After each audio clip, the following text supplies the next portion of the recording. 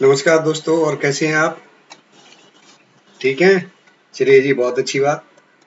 तो अभी तक जो हमारा चैप्टर चल रहा था नंबर सिस्टम, उसी में ही आगे 1.3 है, जिसको हम कहेंगे real numbers and their decimal expansion. Correct? इसका मतलब अगर हिंदी में इसकी बात करें तो वास्तविक संख्याएं और उनका दशमलव प्रसार। ठीक है।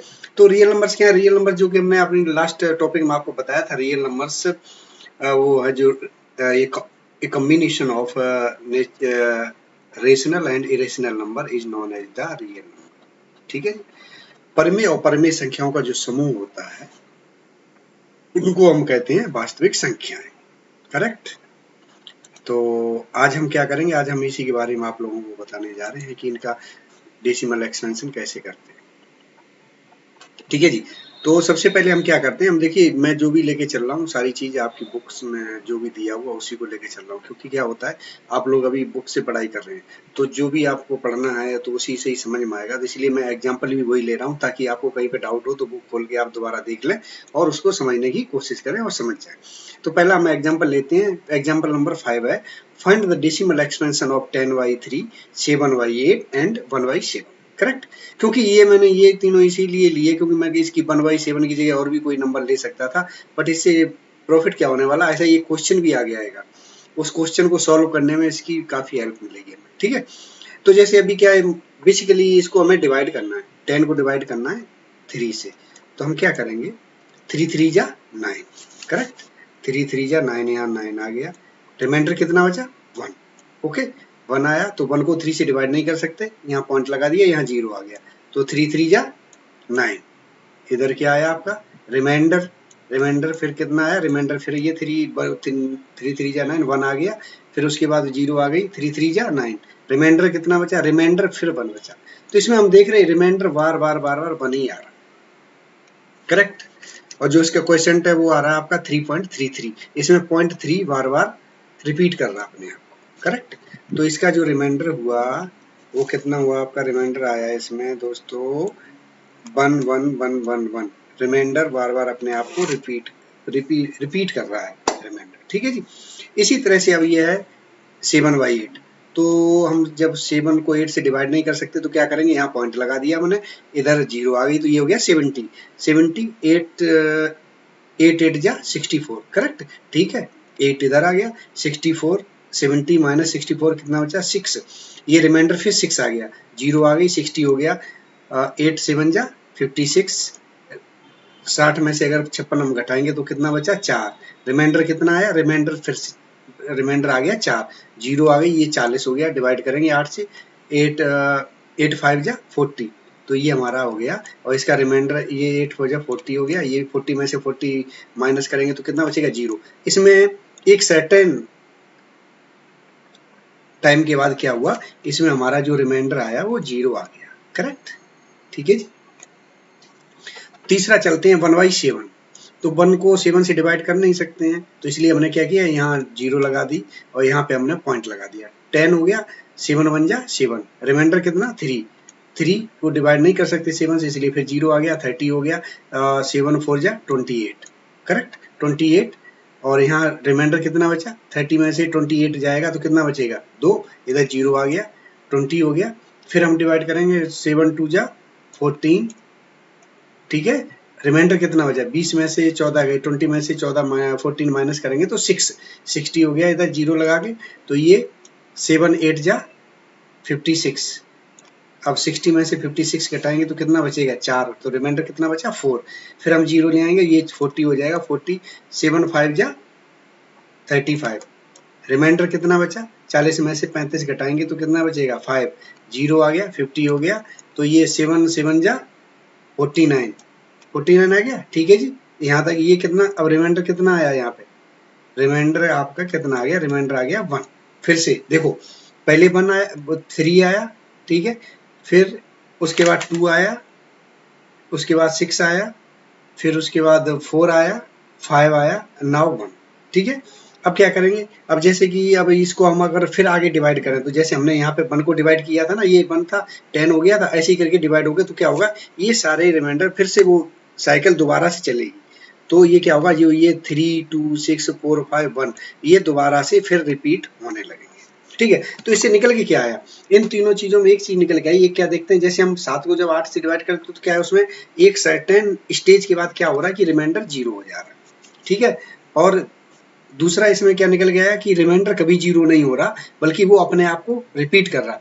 जैसे कि ये देखें 1 1 1 1, इसमें आ जाइए तो 3 2 5 6 4 1 3 2, उसके बाद रिपीट हो रहा है। ठीक है, तो जैसे कि हमने देखा इसमें जब 3 को 10 से डिवाइड किया तो हमारा इसमें क्वोशेंट आया था 3.33।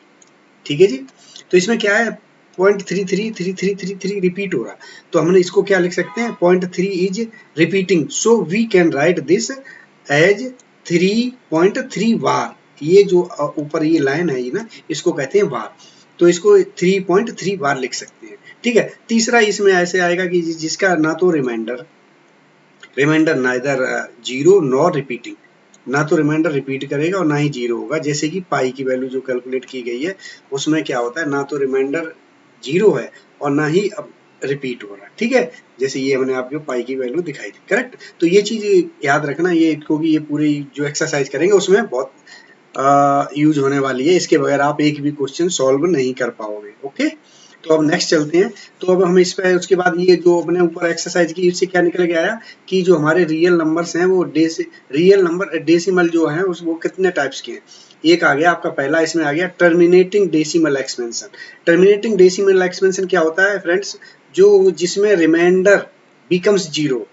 जैसे हमने 7 को 8 से डिवाइड किया था तो उसमें एक सर्टेन लिमिट के बाद क्या हुआ था, हमारा ये रिमाइंडर 0 हो गया था, तो उसे हम क्या कहेंगे, उसे कहेंगे हम टर्मिनेटिंग डेसिमल एक्सपेंशन, करेक्ट।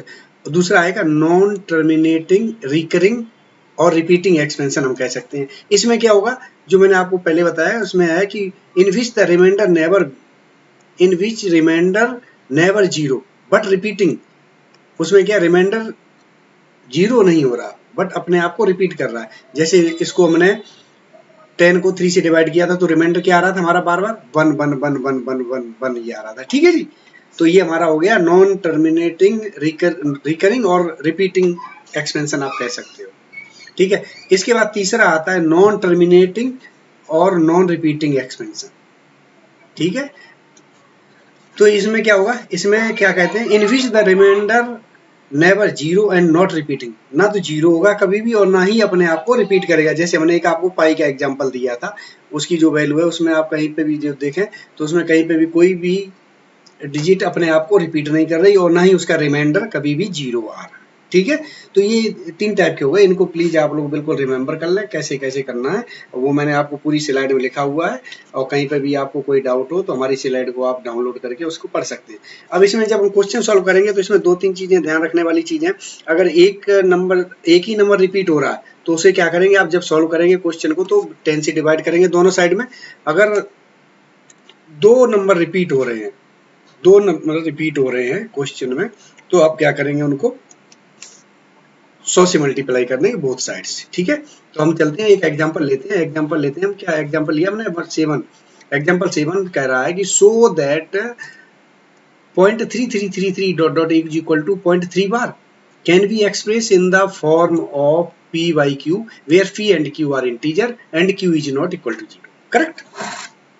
तो दोस्तों इसमें क्या है, जैसे कि अब इसमें मैथ क्या है, मैथ एक कल्पनाओं से भरा हुआ है, कल्पनाओं से भरा हुआ एक वो कह सकते हैं बाजार है या बैंक है, जिसमें कल्पनाएं बहुत सारी हमें करनी पड़ती है। हमें हमेशा इसमें एज्यूम करना पड़ेगा, आधी चीजें नहीं दी जाती हैं, हम एज्यूम करते हैं। एज्यूम करने के बाद क्या होता है, हम जो उसकी रियलिस्टिक वैल्यू होती है उस तक हम पहुंच जाते हैं। तो इसमें बड़ी मैथ में एक चीज बड़ी अच्छी और भी आ रही है, जैसे जो अमिताभ बच्चन जी नहीं एक पिक्चर में कहते हैं, वो पिक्चर का तो नाम मुझे याद नहीं आ रहा, उसमें कहते हैं मेरे पास तो जेब में मेरी फूटी कौड़ी नहीं बट मैं सौदा करोड़ों का करने आया हूँ। ठीक है, इसी तरह हमें पता नहीं होती है कि ये वैल्यू किसकी है क्या है, बट हम एज्यूम करते हैं मैथ में। ठीक है, तो हम क्या करेंगे, let us assume x is equal to 0.333 dot. ठीक है जी, हमने मान लिया कि x की वैल्यू ये 33 है, 0.33 सॉरी, बिकॉज इसमें क्या है, देखो मैंने आपको बताया था, अब इसमें क्या है, एक नंबर रिपीट हो रहा है 0.33 0.3 ये रिपीट हो रहा है। तो अब क्या करोगे आप, 10 से बोथ साइड मल्टीप्लाई कर दो इसमें x equal to 0.333 dot dot, तो 10x equal to 0.33 multiply by 10 equal to 3.33। ठीक है, ये वही हमारी इक्वेशन नंबर 1।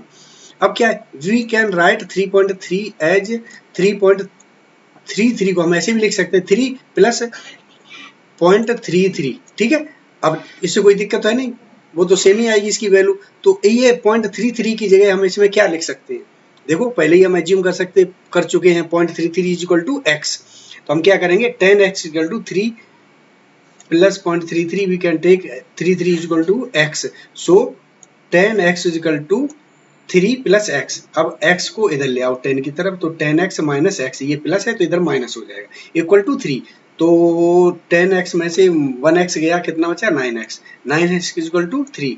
ठीक है, ये आ गया आपका। तो इसमें क्या करेंगे x equal to 3/9 equal to 1/3, तो x की वैल्यू जो हमारी यहाँ पे निकल के आई वो 1/3 है, which is in the form of p by q के फॉर्म में है, इंटीजर भी है, देखो 1 इंटीजर है और 3 भी इंटीजर है, करेक्ट। और अगर हम इसको डिवाइड करें तो हमारी रिवर्स वैल्यू वही आ जाएगी, ये वैल्यू हमें मिल जाएगी इससे 0.33 इक्वल टू 0.3 बार, करेक्ट। तो इसी तरह एक और एग्जांपल ले लेते हैं जिसमें 2 नंबर रिपीट हो रहे हैं। एग्जांपल नंबर 8 है, so that 1.2727 dot dot is equal to 1.27 bar. देखो ये 2 रिपीट हो रहे हैं 1.27, तो इसलिए वो दोनों पे ही बार आ गया। Can be express in the form of p by q where p and q are integer and q is not equal to 0, correct.